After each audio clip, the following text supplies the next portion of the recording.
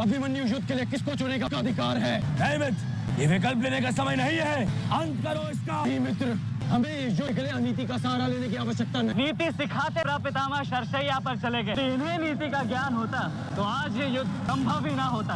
अभिमन्यु, मैं विकल्प चुनना होगा। फिर मैं आप सबको वन के लिए चुनता हूँ।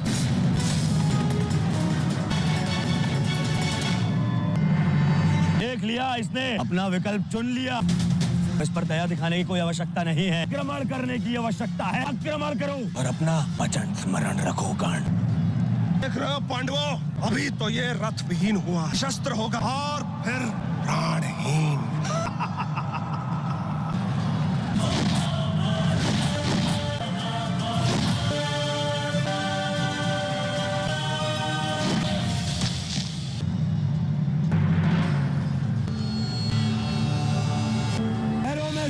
रहे इतनी मृत्यु नहीं देनी है। राष्ट्र होने तक श्वास इस अलग नहीं होनी चाहिए। मित्र, ये एक योद्धा है, इसे योद्धा की मृत्यु दो। योद्धा नहीं है ये, और भगोड़े पांडवों का रक्त है। इसे बहना होगा। मित्र जागो, बाहर करो।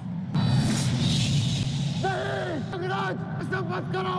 ये अधर्म है। अधर्म? अग्रज, स्मरण करो, कैसे इन पांडवों ने मेरे पुत्र को मारा था। यह तो इन्होंने भी नहीं दिखाई थी। उसकी पीड़ा का मान है मुझे। प्रहार करो, प्रहार करो उस पर।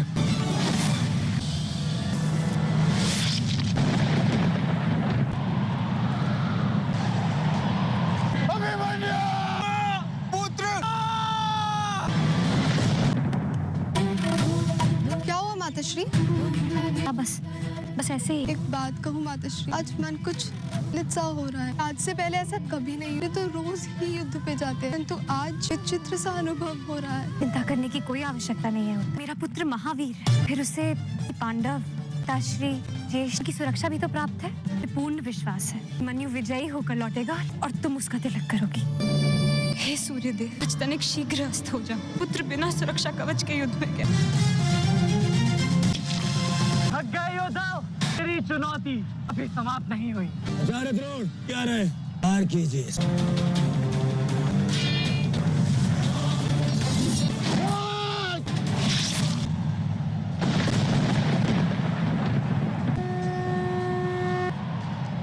अब ठीक है ना माधव? आपको कोई क्षति तो नहीं पहुंची?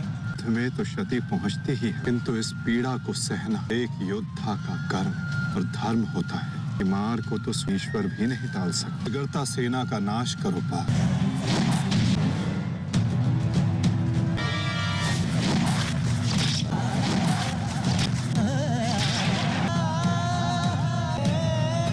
अर्जुन का पुत्र, भारतीय भीष्म का पुत्र, कृष्ण का भांजा इस सरलता से नहीं मरने वाला।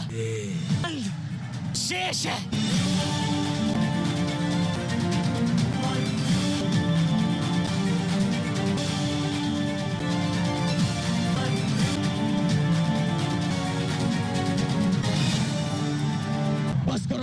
अभिमन्यु के लिए इतनी पीड़ा पर्याप्त है। उसकी दशा, अभिमन्यु और उसकी पीड़ा का अंत करने का समय आए। मेरे अपमान भाव अभी भरे नहीं है। आदेश का पालन करो। इसकी मृत्यु का समय नहीं आए। जीवित रखो इसे, प्रहार करो।